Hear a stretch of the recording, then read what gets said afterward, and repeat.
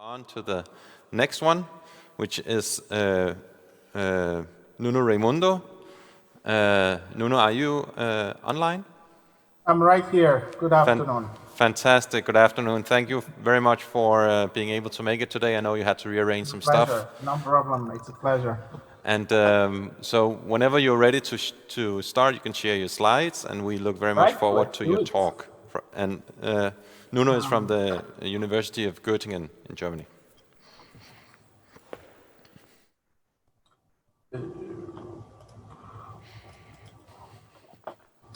And is it working? Do you see a slide with mitochondria and lysosomes and other things? It's beautiful, beautiful. Wonderful. Well, good afternoon, everybody, or good morning, or good night, depending on where the world you are. It's a pleasure to be here and share our work with the vast attendance of this meeting. My lab is focused on the communication between mitochondria and lysosomes. And we are interested in understanding why these organelles function in a little bit interdependent manner. Of course, these organelles have been studied for decades in a reductionist manner, which had to be done because we needed to understand what is their function inside the cell.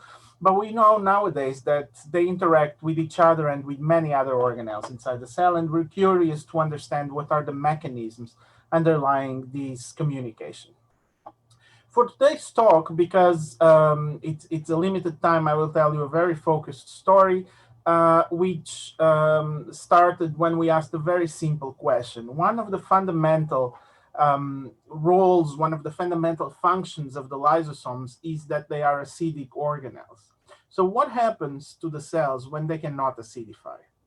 And we started by a relatively complex approach in which we used publicly available transcriptome data from different labs and different data sets and different types of cells treated with an inhibitor of the lysosomal VATPase, baphyllomycin A1. And we analyzed those transcriptome data sets to identify the transcription factors that were similarly predicted to be activated or repressed within all three data sets that we tested. So we wanted a common signature of transcription factors. And we identified a list of 8 transcription factors that were regulated similarly.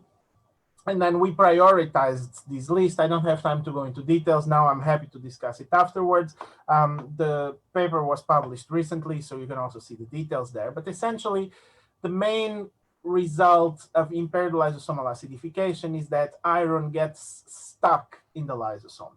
So the lysosomes are very important for iron, intracellular iron homeostasis. And when the cells sense decreased levels of iron 2, which is the biologically active form of iron in the cytoplasm, they trigger the uptake of the intracellular iron reservoirs, which are ferritin, which stores iron by definition, and mitochondria, which are very rich in iron. Both ferritin and mitochondria are directed to the lysosomes via selective autophagy. And once in the lysosomes, the acidity of the lysosome separates ferritin from iron 3, and iron 3 is reduced to iron 2 via a reductase that is very sensitive to acidic pH. It only works in acidic pH. Iron 2 is then released from the lysosome. So iron 3, there's no known transporter of iron 3, so there's a dogma that iron 3 cannot come out of the lysosome. And what we found is that when we treated the cells with baphyllomycin and we purified the lysosomes using an immunoprecipitation strategy published by Sabatini's lab a couple of years ago, when we treated the lysosomes with baphyllomycin, we could find increased amount of iron inside the lysosome, suggesting that indeed iron was stuck inside the lysosome and could not come out. To further verify if this was just a problem in the lysosome or if it was a problem for the whole cell, we assessed what happens to the cellular iron homeostasis parameters. As most of you are aware, there's 2 proteins that regulate the amount of iron in the cytoplasm. that regulate the response to the amount of iron in the cytoplasm. And they do so by, when there's too little iron, they increase the uptake and decrease the storage. And when there's too much iron, they decrease the uptake and increase the storage. So what we observed is that in cells treated with bifilomycin, an inhibitor of the VATPase, or salife, another inhibitor of the VATPase, there was an increase in the levels of, in the expression of transferrin receptor, which implies that the cells are trying to capture more iron, so they don't have enough, and the decrease in ferritin, so they are not storing it because there's not enough iron. Importantly, these effects could be resolved if we give iron, a compound of iron that can cross the plasma membrane that does not need to go through the lysosome. So we could rescue the iron deficiency in the cytoplasm. And this is true for a number of signaling pathways that are iron dependent, like IF1 alpha. We weren't satisfied just with the bifilomycin treatment because it's a drug and it can do other things that we are not aware of. So we knocked down subunits of the lysosomal VATPase, and again, we observed an increase in the lysosomal pH, so inability to acidify, increase in the amount of transferrin receptor, and decrease in the amount of ferritin heavy and light chains. Still, this is a very strong perturbation of the lysosome because we are literally taking one subunit of the VATPase out or almost out. So we checked in lysosomal storage diseases that were known to have impaired lysosomal acidification, which have some more links to reality, is not a completely artificial system created in the lab. And we focused on Pompe disease, which is a glycogen storage disease. The cells of these patients are known to have a population of lysosomes that is unable to acidify. Again, we saw increased transferrin receptor, decreased ferritin, indicating that these cells are not the fibroblasts from the patients and from the mouse embryonic fibroblast of the mouse model are not able to acidify the lysosomes properly and show iron deficiency in the cytoplasm.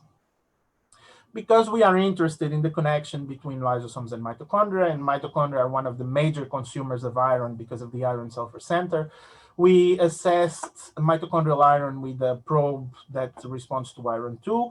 In control cells, you can see that the mitochondrial network responds to that probe, so there's iron 2 inside mitochondria. When we treat the cells with bifilomycin, that staining practically disappears, but mitochondria are still there, as you can see here on the bottom image. And when we treat the cells with iron that can cross the plasma membrane, again, we have mitochondria capturing iron 2. And of course, in the absence of iron, respiratory chain is decreased. The subunits of the complexes are less abundant. The respiration is, of course, less abundant. And all these can be rescued by treating the cells with iron citrate, which can cross the plasma membrane. Very importantly, we notice that when we trigger iron deficiency because of the lysosomal, impaired lysosomal acidification in primary cultured neurons, in mouse neurons cultured in a plate, that is sufficient to trigger an inflammatory gene expression. Characterized by a number of interferon-related genes. So essentially, the innate immune signaling gets triggered in neurons in a plate. So we were very curious to see if the same happens in vivo. Once more, we took advantage of the mouse model of Pompe disease, which I remind have a proportion of lysosomes that are not able to acidify. We could see that in the 6 months and 12 months brain, there was increase in the transferrin receptor, implying that there was cellular iron deficiency, and decrease in ferritin, again, another indication of iron deficiency. We could also assess the levels of iron 2 and iron 3 in the brain of these mice at 6 months of age, and we could see that there was less iron 2, but increased amounts of iron 3, which is consistent with the inability of the lysosome to reduce iron 3 to iron 2. We wanted to see, since we saw inflammatory gene expression in neurons, if this was also true in the mouse brain, and for that reason, we did a transcriptome of the brain so that we would have an unbiased approach to it. And indeed, many of the pathways were associated with the inflammatory innate immune signaling, and the two most active transcription factors were interferon-related 7 and 3, which are major drivers of the innate immune response and of the so-called inflammatory signal. Most importantly, we did the transcriptome at 12 months of age so that we would have the mice not yet symptomatic, because these mice only start showing symptoms of the disease at around 14 months, but close to symptomatic. The interesting thing is that not only we saw it at 12 months in the brain, this is verification, or this is done by qPCR to somehow reproduce the data, but we could see the same inflammatory signature at 6 months and at 2 months of age. So that means that 1 year before there are symptoms, there is already inflammation in the brain of these mice, which of course gives us a giant window of time to try to manipulate the inflammatory signaling and see if we can perturb, if we can delay the onset of the symptoms. So we couldn't do it for 1 year of age, but we did it for the first 2 months of age. We started treating the mice with iron citrate as soon as we took them from the mothers. And we could see that that had an effect in lowering the expression of the inflammatory genes, and very importantly, also verified at the level of cytokines in the blood. So you can see that these are wild-type mice, knockout mice. I'm sorry, wild-type mice with extra iron. Knockout mice, you can see the cytokines are very robustly expressed. And when we treat these mice with iron for 5 weeks until they are 2 months of age, then the cytokines expression is abolished. So we can stop the inflammation caused by lack of iron by giving the mice iron in a way that doesn't need to go to the lysosomes. So that's the short take-home message of this story, is that not only iron is stuck in the lysosome, but most importantly, it's also not present outside. What we are interested in exploring now is, while this was in the context of a disease, we know that during aging there is a progressive loss in the ability of the lysosomes to function. So we are exploring how exactly this pathway can be underlying what is known as inflammation, so inflammation related with aging.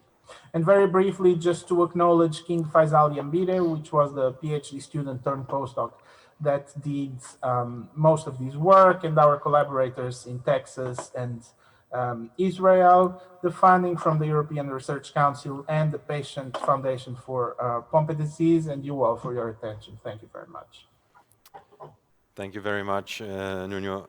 We have time for one question, and since I wrote a question, I'm going to take the liberty of asking my own question, which is something I wondered about quite a bit, actually. Why do you think that iron depositions are particularly seen in the brain and not other tissues?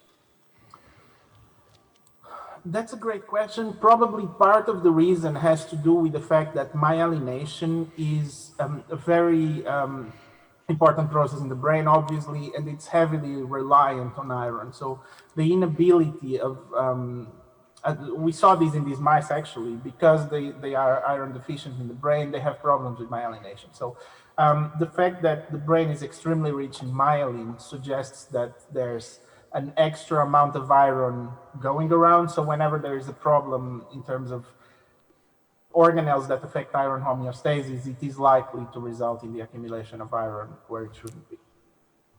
Okay, great. Well, thank you very much. Thank you. Really appreciate your talk. Please go on Slack and answer more questions there.